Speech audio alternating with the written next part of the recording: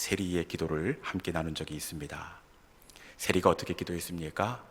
멀찍이 서서, 그리고 감히 하늘을 향하여 얼굴을 들지 못하고 있습니다. 그리고는 가슴을 치면서 하나님, 저는 죄인이로소이다. 저는 죄인이로소이다. 세리가 이렇게 기도하고 있습니다. 반면에 바리새인은 완전히 다른 모습입니다. 벌써 일어서 있어요. 그리고 큰 소리로 기도하면서 세리와 죄인들과 완전히 다른 삶을 살게 하심을 감사합니다. 일주일에 2번씩 금식하고, 그리고 어려운 가운데서 정확하게 11조를 주님께 드렸습니다. 이렇게 기도하고 있습니다. 여러분들이 볼 때에 누구의 기도를, 누구의 예배를 우리 하나님께서 받으셔야 옳은 것처럼 보입니까? 나는 죄인이로소이다. 나는 죄인이로소이다. 세리의 기도입니까? 아니면 하나님 앞에 구별된 삶을 큰 소리로 고백하는 바리새인의 기도입니까? 누가 봐도 바리새인의 기도에 응답해 주셔야 옳을 것 같습니다. 그런데 기도를 마치고 돌아간 그 자리에서 우리 주님은 세리가 의롭다 하심을 받았느니라. 세리의 기도와 예배를 받아주셨습니다. 왜 바리새인의 기도는 거절하셨습니까? 그것은 바리새인은 일어서서 큰 소리로 하나님 앞에 다르게 산 것을 고백한 것 같지만, 그 고백은 하나님 앞에서의 고백이 아니라 사람들 앞에서 보여지기 위한 고백이었습니다. 바리새인들이 원래 그렇습니다. 여러분, 반면에 이 세리는 어떻게 했습니까? 자신의 그 아픈 마음을 있는 그대로 하나님 앞에 그대로 보였다는 사실입니다. 여러분, 예배는 뭐라고 그랬죠? 화장을 지우는 것이다, 이렇게 말씀드렸습니다. 있는 모습 그대로 화장을 지우고 맨 얼굴로 하나님의 은혜를 구하는 것, 이것이 바로 예배입니다. 그런데 우리가 예배의 자리에 나왔음에도 불구하고 여전히 밖에 외출하는 것처럼 두껍게 화장을 하고 하나님 앞에 서 있는 경우가 많이 있습니다. 사람들을 의식하고 기도하고 앞에 있는 사람을 바라보면서 찬양하고. 여러분, 예배는 사람을 보고 화장을 두껍게 칠하는 것이 아니라 두껍게 칠한 화장을 지우고 가면을 벗는 겁니다. 가면을 벗을 때 하나님은 있는 모습 그대로 우리를 이해하시고 용납하시고 우리의 아픈 마음을 고쳐주십니다. 이 시간 하나님 앞에 우리가 모두 서 있는데 화장을 지우고 가면을 벗고 하나님 앞에 맨 얼굴로 예배하는 우리 모든 믿음의 성도들이 될 수 있기를 주님의 이름으로 축원합니다. 오늘 본문은 바울이 로마 감옥에서 에베소 교회에 보낸 바울의 옥중 서신입니다. 바울은 이 로마 감옥에서 이 편지만 보냈을 뿐만 아니라 감옥에 있는 사람들에게 뭘 했죠? 복음을 증거했습니다. 그런데 바울 당시 상황을 놓고 보면, 여러분, 그 교회들을 향해 편지를 어떻게 씁니까? 그리고 옆에 있는 죄수들에게 복음을 더더욱 전할 수가 없습니다. 왜 그러느냐? 지금 바울이 여유가 전혀 없어요. 여유가 있어야 편지도 쓰고 여유가 있어야 그 복음도 증거할 수 있는 것 아닙니까? 지금 바울은 자신의 잘못에 대한 죄명의 판결은 고사하고 아직 재판도 이루어지지 않는 상황 가운데 있습니다. 예루살렘에서 체포되었습니다. 그리고 다시 가이사랴 빌립보로 호송되었고, 그리고 시간이 2년이나 지난 다음에 다시 로마로 가다가 멜리데라는 섬에 광풍으로 인해서 조난당했습니다. 거기에서 시간을 한참 보낸 다음에 다시 로마 감옥에 갇혀서 지금 기다리고 있는데 재판이 열릴 기미가 보이지 않습니다. 여러분, 아직 재판도 열리지 않고 내가 어떤 판결을 받을지 모르는데 내 코가 속자인데 어떻게 누군가에게 편지를 쓸 수가 있습니까? 더군다나 옆에 있는 이 수감자들에게 전도한다는 것, 이것은 더더욱 어려운 일입니다. 이전에 서울에 있을 때에 1년에 한 번씩 안양교도소에서 재소자를 위한 그 예배를 우리 교회가 주관을 했습니다. 그래서 제가 담당 목사였기 때문에 재소자 예배 가운데서 설교를 한 적이 있는데, 여러분, 이 안전이 보장되어 있는데도 불구하고 굉장히 긴장이 되고 부담이 되었다는 겁니다. 그런데 바울은 직접 흉악범들을 이렇게 얼굴을 마주대하고 있습니다. 바울이 복음을 증거할 때 여러분, 그들이 어떤 반응을 전할지, 어떤 돌발 상황이 생길지 모릅니다. 전도도 분위기를 봐가면서 하는 것이지, 지금 상황에서는 이 복음을 증거할 분위기가 아닙니다. 내 코가 석자인데 어떻게 편지를 쓰고 어떻게 재소자들에게 복음을 전할 수가 있겠습니까? 그렇지 않습니까? 그런데 바울은 어떻게 합니까? 바울은 항상 우리와 다르더라고요. 우리 같으면 이래서 안 되고, 하나님 저래서 안 되고, 하나님 그래서 안 됩니다, 아무것도 못할 이유들로 그렇게 못한다고 했을 것입니다. 그럼에도 불구하고 바울은 이런 상황 가운데에서 편지를 쓰고 수감 중에 있는 사람들에게 복음을 증거했습니다. 누구라도 안 되고 못한다고 하는 상황 속에서 바울은 씨를 뿌렸습니다. 여러분, 그런데 안 되고 또 안 된다고 생각했던 그 가운데에서 바울이 수고롭게 씨를 뿌릴 때 어떻게 되었습니까? 바울이 전한 편지가 성경이 되었습니다. 바울이 에베소로 보낸 편지가 에베소서가 되었고, 빌립보로 보낸 편지가 빌립보서가 되었고, 골로새로 보낸 편지가 골로새서 성경이 되었습니다. 그리고 바울이 힘든 가운데 이 보냈던 이 편지가 사그라드는 그 교회 가운데 얼마나 격려가 되고 위로가 되고, 꺼져가던 그 복음의 불씨가 다시 기름을 끼얹어 활활 타오르게 했는지 알지 못합니다. 그리고 도저히 증거할 수 없는 감옥에서 복음을 증거할 때 아무도 열매가 맺혀지지 않을 줄 알았는데, 그곳에서 어떤 열매가 맺혀지게 되었습니까? 혹시 오네시모라고 들어보셨습니까? 꼭 과자 이름 같죠? 네, 오네시모. 어떤 사람입니까? 이전에 상전이었던 빌레몬 집에 큰 손해를 끼치고 야반 도주했던 배은망덕한 사람입니다. 그런데 뿌릴 수 없는 상황 속에서 복음의 씨를 뿌릴 때 바울의 선교 사역에 없어서는 안 될 신복, 어떤 의미입니까? 심장과 같은 오네시모가 전도의 열매가 되었습니다. 여러분, 상황과 환경 때문에 핑계대고 아무것도 안 하면 아무 일도 일어나지 않습니다. 맞습니까? 그럼에도 불구하고 시도하고 도전하고 그물을 내리면 하나님은 그 그물에 어떤 고기가 걸리게 하실지 알 수가 없습니다.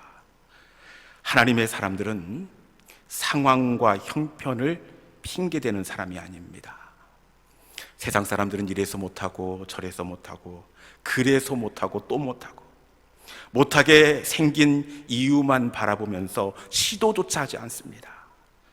말씀드렸다시피 시도하지 않으면 100% 실패입니다. 아무 일도 일어나지 않습니다. 그런데 우리가 시도하고 씨를 뿌리면 무슨 일이 일어날지 아무도 모릅니다. 전에 우리 집 앞에 큰 강이 흘러서 어릴 적부터 큰형님을 따라 낚시를 가곤 했습니다.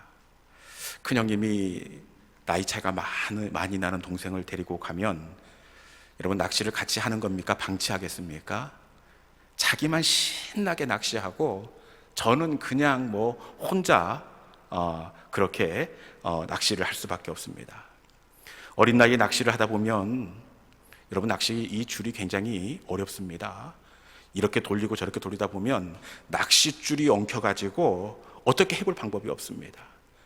그 대나무 낚시 끝허리까지 줄이 다 감겨가지고 겨우 낚시 부분만 삐쭉 이렇게 남겨져 있었습니다. 그래서 제가 어떻게 했겠습니까?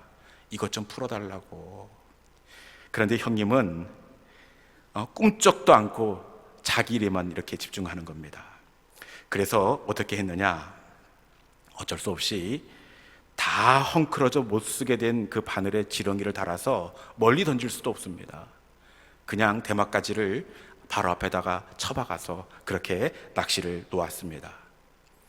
여러분, 이 낚시를 그냥 못 쓰게 되어서 아무것도 안 하면 100% 못 잡습니다. 그런데 헝클어져서 분명히 못할 것이라고 생각했던 그 낚싯대를 앞에다가 이렇게 꽂아 넣었을 때 어떻게 되었을까요? 자, 사진 한번 보여주십시오. 너무 과했습니까? 너무 과했습니까? 네네. 이 정도는 아니지만, 아유, 제가 태어나서 그렇게 큰 메기는 처음 봤습니다. 여러분, 정말 듣도 보도 못한 엄청나게 큰 메기를 잡게 되었습니다. 헝클어져 담그지 않으면 여러분, 아무것도 잡을 수 없습니다. 그런데 일단 담그면 무엇이 잡힐지 아무도 모릅니다. 여러분, 아무것도 잡히지 않을 것 같은 로마 감옥에서 오네시모라는 대어가 잡힐지 누가 알았습니까? 아무것도 시도하지 않으면 100% 실패입니다. 아무것도 하지 않는 사람을 위해서는 제가 보니까 아무것도 안 하면 하나님께서도 아무것도 안 하시더라고요. 그런데 그 상황을 뛰어넘고 일어서면 하나님도 일어서시고, 그가 걸으면 하나님도 걸으시고 막혀있는 길을 만들어 주신다는 사실입니다. 믿음은 홍해바다가 앞을 가로막고 있다고 하더라도 세상 사람들은 막고 있으니까 가능성이 없다 답을 내려버리고 그 자리에 주저앉아 아무 일도 하지 않습니다. 그런데 하나님의 사람들은 홍해바다가 앞을 가로막고 있다고 하더라도 일단 바닷가까지 가보는 겁니다. 이스라엘 백성들이 일어나 걸을 때 하나님도 함께 일어나 홍해바다로 나아가셨습니다. 가로막혀 있던 바다를 갈라주셨습니다. 아무것도 안 하면 아무 일도 생기지 않지만 우리가 일어나면 하나님도 일어나시고, 우리가 나가면 하나님도 나가서 일하시는 분인 줄로 믿습니다. 믿음이란 일찌감치 답을 내리고 포기한 채 아무것도 안 하는 것이 아닙니다. 믿음은 헝클어진 낚싯대지만 일단 담그고 보는 겁니다. 믿음은 아무것도 할 수 없는 로마 감옥이지만 편지를 쓰고 복음을 전하고 보는 겁니다. 여러분, 이 밤에 다시 시도할 수 있기를 축원합니다. 조금 더 적극적으로 내게 주어진 형편과 상황을 핑계대지 않고 믿음으로 일어서시는 우리 모든 믿음의 성도들이 될 수 있기를 주님의 이름으로 축원합니다. 이 편지를 받고 있는 이 에베소 교회에 어떤 형편 가운데 있었을까요? 바울도 편지를 쓸 때 로마 감옥에서 참 어렵고 힘들었는데, 바울의 편지를 받고 있는 에베소 교회는 어떤 상황, 어떤 형편 가운데 있었는지 우리 13절에 있는 말씀 같이 한번 읽어봅시다. 13절, 자 시작. 그러므로 너희에게 구하노니 너희를 위한 나의 여러 환난에 대하여 낙심하지 말라. 이는 너희의 영광이니라. 아멘. 어떤 형편 가운데 있었습니까? 나의 여러 환난에 대하여 낙심하지 말라. 낙심. 사전적 의미를 보니까 바라던 일이 이루어지지 아니하여 맥이 풀리고 마음이 상한 상태. 바라던 일이 이루어지지 않아서 맥이 풀리고 마음이 상한 상태. 이게 바로 낙심입니다. 바울이 나의 환난으로 인하여 낙심하지 말라 이렇게 쓰고 있는 것을 볼 때 에베소 교회가 바울 때문에 크게 낙심해 있는 것을 우리가 읽어낼 수가 있습니다. 왜 바울 때문에 에베소 교회가 크게 낙심하고 있는 것일까요? 아마도 이 에베소 교인들이 투옥된 바울 목사님이 풀려나기를 간절히 기도하지 않았겠습니까? 금식하며 기도하고 수요 예배 때도 기도하고 대예배 시간에도 기도하고, 그럼에도 불구하고 바울이 감옥에서 풀려날 가능성이 보이는 것이 아니라 오히려 로마 감옥에까지 갇히고 말았습니다. 이러면 교인들은 낙심하고 믿음이 흔들리게 되어 있습니다. 이 응답되지 않는 바울의 기도 때문에도 크게 낙심을 했는데, 여기에다 또 한 가지 낙심을 주는 사건이 있는데, 그것은 그 에베소에 있었던 우상 장색들의 박해와 핍박입니다. 에베소가 원래 어떤 도시냐? 은으로 만든 이 아데미 우상의 주산지입니다. 은으로 이게 휴대할 수 있는 그 우상, 아데미 우상을 이렇게 만들어서 파는 그 우상의 주산지입니다. 그런데 복음이 전해지자 어떻게 되었습니까? 우상 숭배하지 말라. 사람이 손으로 만든 것은 신이 아니다. 이 바람에 우상이 전혀 팔리지 않는 겁니다. 그래서 아데미 우상 노조에서 대대적인 핍박과 박해를 교회에 쏟아 놓았습니다. 안팎으로 에베소 교회는 낙심할 수밖에 없습니다. 맥이 푹 풀리고 마음이 상할 수밖에 없습니다. 이런 상황 가운데 에베소 교회가 있는데 바울이 이 상황을 잘 알고 있습니다. 그렇기에 오늘 본문에서 바울이 어떻게 기도해야 합니까? 오늘 본문은 바울의 기도인데 이런 상황을 잘 알고 있다면 바울이 무슨 기도를 해야 되겠습니까? 당연히 낙심한 에베소 교인들을 위로하여 주시고 격려하여 주시옵소서, 그렇게 기도해야 되는 것 아닙니까? 그것도 아니면 교회를 향한 박해와 핍박을 가하는 대적들이 물러가게 해 주십시오, 이렇게 기도해야 되는 것 아닙니까? 그것도 아니면 환난을 이길 수 있는 힘과 인내력을 주님 주십시오, 그렇게 기도해야 옳을 것 같습니다.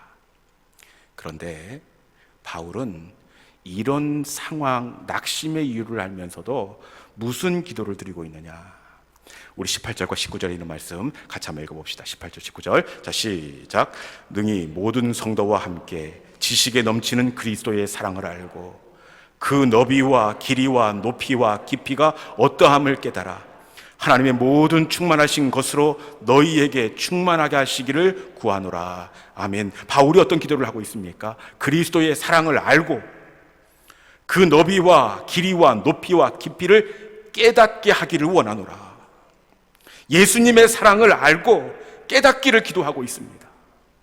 누가 봐도 넘어설 수 있는 새로운 은혜, 새로운 그 힘을 주시라고 기도해야 합니다. 누가 봐도 대적들의 박해와 핍박을 견딜 수 있는 새로운 지혜를 주시라고 그렇게 기도해야 옳을 것 같습니다. 그런데 바울은 무엇을 기도합니까? 예수 그리스도를 알고 예수 그리스도가 어떤 분인지를 깨닫기를 기도하고 있습니다. 왜 이 상황 가운데서 상황과 맞지 않는 기도, 이 바울이 왜 예수를 알고 예수를 깨닫게 하기를 이렇게 기도하고 있는 걸까요? 여러분, 그것은 모든 문제의 해답은 결국 예수 그리스도가 되기 때문인 줄로 믿습니다. 낙심하고 실망한 나머지 이 에베소 교회는 내 문제보다 크신 하나님, 모든 지식 위에 계신 예수님을 잃어버리고 말았습니다. 여러분, 지금 닥친 에베소의 어려움을 넘어설 수 있는 것은 예수가 보이면, 예수를 다시 만나게 되면 그 예수로 인하여 그들이 넘어설 수 있기에 지혜와 계시의 영을 통하여 예수님이 다시 생각나도록 간구했다는 사실입니다. 여러분, 회복은 예수님을 아는 겁니다. 우리의 걱정보다 크신 예수님, 우리의 문제보다 위에 계신 예수님을 아는 사람은 그 어떤 인생의 어려운 시간을 만난다고 하더라도 그 어려움 가운데서 평안을 누릴 수가 있습니다. 회복은 예수님을 아는 것인 줄로 믿습니다. 이걸 알았기에 바울은 이 앞선 2장 17절에서도 이 에베소 교회를 향해서 또 기도하고 있는데, 에베소서 1장 17절 말씀 한번 같이 한번 읽어봅시다. 1장 17절. 자, 시작. 우리 주 예수 그리스도의 하나님 영광의 아버지께서 지혜와 계시의 영을 너희에게 주사 하나님을 알게 하시고. 아멘. 역시 무엇을 기도하고 있습니까? 지혜와 계시의 영을 더하셔서 하나님을 알게 하시고, 지혜와 계시의 성령이 하나님을 알게 하기를 기도하고 있습니다. 믿음이란 문제보다 크신 하나님을 아는 것인 줄로 믿습니다. 회복은 걱정보다 크신 하나님, 우리의 모든 염려보다 크신 예수님을 아는 것입니다. 이 시간 지혜와 계시의 영을 통해서 우리의 모든 문제보다 크신 그 예수님을 바라볼 수 있기를 주님의 이름으로 축원합니다. 여러분, 바울의 이 기도가 에베소 교회인데 어떻게 응답되었겠습니까? 바울이 그 낙심 가운데 있을 때에 로마 감옥에서 그들을 위하여 지혜와 계시의 영을 통하여 예수 그리스도의 사랑의 깊이와 넓이와 깊이와 길이를 알게 하여 주옵소서, 이렇게 기도할 때에 에베소 교회가 어떻게 되었느냐? 여러분, 이 기도가 어떻게 응답되었을까요? 에베소서에는 나오지 않습니다. 그러면 어디에 나오느냐? 이 기도의 응답이 요한계시록에 가면 나와 있는데, 그 요한계시록 2장부터 소아시아 7교회에게 보내는 그 편지의 내용이 나오지 않습니까? 가장 먼저 어떤 교회가 나오죠? 에베소 교회가 나옵니다. 에서보드 사빌라, 우리 공부했지 않습니까? 에베소 교회가 나옵니다. 여러분, 거기에 보면 에베소 교회가 낙심 가운데 있다가 어떻게 되었느냐? 내가 내 행위와 수고와 인내와 내 이름을 위하여 견디고 게으르지 아니한 것을 아노니. 여러분, 이 낙심 가운데 있는 이 에베소 교회가 예수 그리스도가 누구인지를 다시 알게 되고 그분을 바라볼 때 어떻게 되었습니까? 복음을 위해서 기꺼이 수고를 아끼지 않는 교회가 되었습니다. 복음을 위해서 견디고 최선을 다하는 교회가 되었습니다.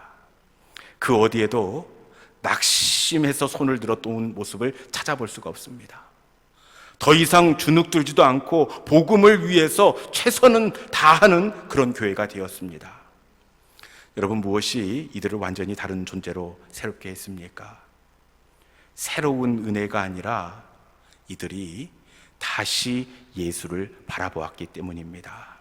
다시 주님을 바라볼 때 그들은 이기고 그들은 넘어설 수 있게 되었습니다. 여러분, 우리도 어떻게 우리의 삶 속에서 주눅 들지 않고 일어설 수가 있습니까?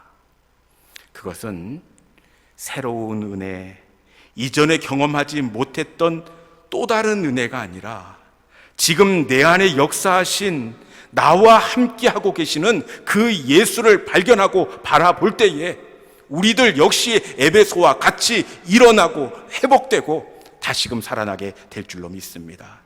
여러분, 이 예수를 바라볼 때 아무리 거친 풍랑이 있다고 하더라도 우리는 풍랑에 빠지는 것이 아니라 예수를 바라보기에 풍랑을 걷게 될 줄로 믿습니다.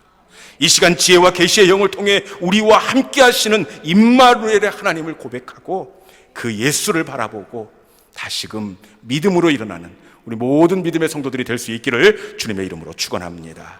이 시간에 주신 말씀을 마음속에 품고, 그렇지요, 주님, 우리 주님은 전능하신 하나님이지요. 능치 못하실 일이 전혀 없으신 살아계신 하나님이지요. 내 상황과 형편 때문에 잠깐 그 주님을 놓쳤는데, 주님, 다시 주를 바라보겠습니다. 주님은 능치 못함이 없으신 하나님입니다.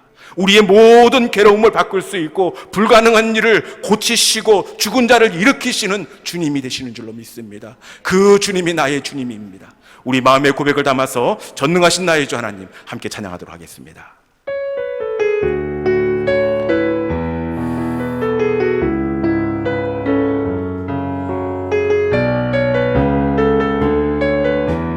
우리 하나님은 전능하신 하나님입니다. 전능하신 나의 주 하나님은 능치 못하실 일 전혀 없네. 우리의 모든 강구도 우리의 모든 생각도 우리의 모든 꿈과 모든 소망도 신실하신 나의 주 하나님은 우리의 모든 괴로움을 바꿀 수 있습니다. 우리의 모든 괴로움 바꿀 수 있네. 불가능한 일 행하시고 죽은 자를 일으키시니 그를 이길 자 아무도 없네. 주의 말씀 의지하여 깊은 곳에 금을 던져 오늘 그가 놀라운 일을 이루시는 것 보라. 주의 말씀 의지하여 믿음으로 금을 던져 믿는 자에겐 능치 못함 없네. 다시 한번 할까요? 전능하신 나의 주 하나님, 전능하신 나의 주 하나님은 능치 못하실 일 전혀 없네. 우리의 모든 간구도 우리의 모든 생각도 우리의 모든 꿈과 모든 소망도 우리 주님은 신실하십니다. 신실하신 나의 주 하나님은 우리의 모든 괴로움 바꿀 수 있네. 불가능한 일 행하시고 죽은 자를 일으키시니 그를 이길 자 아무도 아멘. 주의 말씀 의지하여 깊은 곳에 금을 던져 오늘 그가 놀라운 일을 이루시는 것 보라. 주의 말씀 의지하여 믿음으로 금을 던져 믿는 자에겐 능치 못함. 주의 말씀 의지하여 깊은 곳에 금을 던져 오늘 그가 놀라운 일을 이루시는 것 보라. 주의 말씀 의지하여 믿음으로 금을 던져 믿는 자에겐 능치 못함. 믿는 자에겐 능치 못함. 믿는 자에겐 능치 못함 없네.